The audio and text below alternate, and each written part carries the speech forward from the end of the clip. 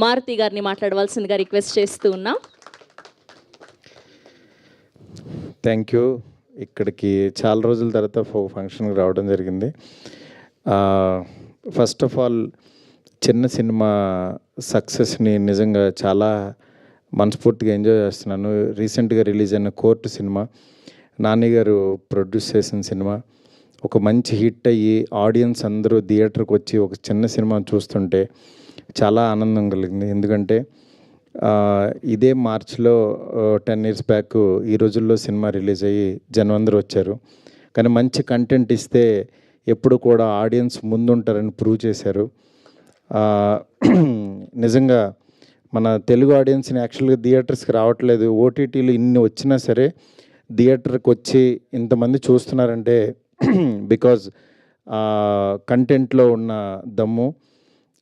Court cinema hit అయినందుకు నిజంగా వాళ్ళ టీం అందరికీ కూడా ఇక్కడ ఈ సభ పరంగా నేను కంగ్రాట్స్ చెప్తున్నాను. అలాగే ఈ సినిమా మా తమ్ముడు సప్తగిరి అంటే తనకి ఏంటంటే అన్నీ హీరోగా చేస్తుంటాడు, కమెడీన్గా చేస్తుంటాడు.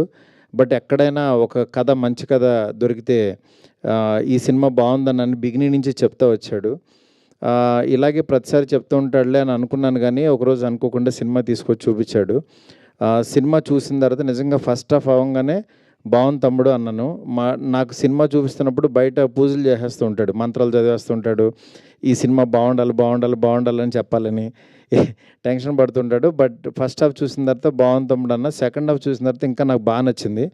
ఎందుకనంటే ఒక పల్లెటూరు వాతావరణంలో తీసుకున్న ఒక మంచి కథని రైటర్స్ బాగా రాశారు, డైలాగ్స్ కూడా. అంటే ఎక్కడ బోర్ కొట్టకుండా ట్రెండీగా రాశారు. అందువల్ల మీకు నిజంగా సినిమాని ఏమీ ఎక్స్పెక్ట్ చేయకుండా కనుక చూస్తే డెఫినెట్గా ఒక మంచి సినిమా చూసామనే ఫీలింగ్ వస్తుంది.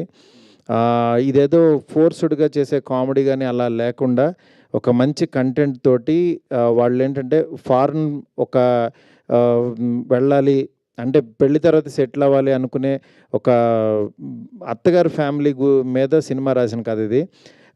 చాలా బాగుంది. డెఫినెట్గా ఈ సినిమా అందరికీ నచ్చుతుంది అనుకుంటున్నాను. ఫ్యామిలీ అందరూ హ్యాపీగా వెళ్ళి చూడొచ్చు. రేపు 21st రిలీజ్ అవుతుంది పెళ్లికరణ్ ప్రసాద్ సినిమా. ఈ సినిమాలు అంటే ఇతని హీరో అని కాకుండా సినిమా కంటెంట్ హీరో అని నమ్మి కనుక వెళ్తే డెఫినెట్గా మిమ్మల్ని అయితే ఈ సమ్మర్లో డిసప్పాయింట్ చేయదు. 100% చాలా బాగుంటుంది. ఈ సినిమాని బ్లెస్ చేయడానికి వచ్చిన బ్రహ్మానందం గారికి నిజంగా చాలా థ్యాంక్స్ సార్. ఎందుకంటే ఆయన గురించి చెప్పకూడదు, ఎందుకంటే అంత పెద్ద మాట్లాడే అర్హత లేదు.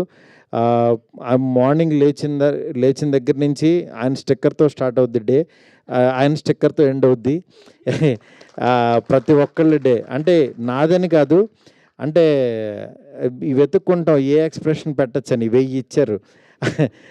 అందువల్ల అంటే ఇంకా మనం చెప్పలేం. మన నరనరాల్లోనూ బ్లడ్లోనూ బ్రహ్మానందం గారు ఉన్నారు. ఆయన ఫిజికల్గా ఇక్కడ ఉన్నా సరే బ్రహ్మానందంగా ఆయన లేకపోయినా ఆయనతో మనం గడుపుతాం బ్రహ్మానందం గారితో. నిజంగా ఆయనతో ఇట్లా షేర్ చేసుకోవటం చాలా ఆనందంగా ఉంది. ఈ సినిమా ఇంత మంచి విజయం సాధించాలని చెప్పి మనస్ఫూర్తి కోరుకుంటున్నాను. దీని నిర్మాత మా ఊరు బందర్ అయినంట, ఇప్పుడే చెప్పారు.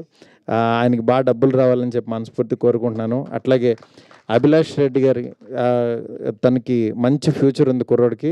డెఫినెట్గా తనకి డైరెక్టర్కి మంచి సినిమాలు రావాలని చెప్పి ఈ సినిమా పెద్ద హిట్ అవ్వాలని చెప్పి ఆ హీరోయిన్కి టీం అందరికీ, అన్నపూర్ణమ్మ గారికి థ్యాంక్ యూ మ్యామ్. అందరికీ పేరున చాలా థ్యాంక్స్.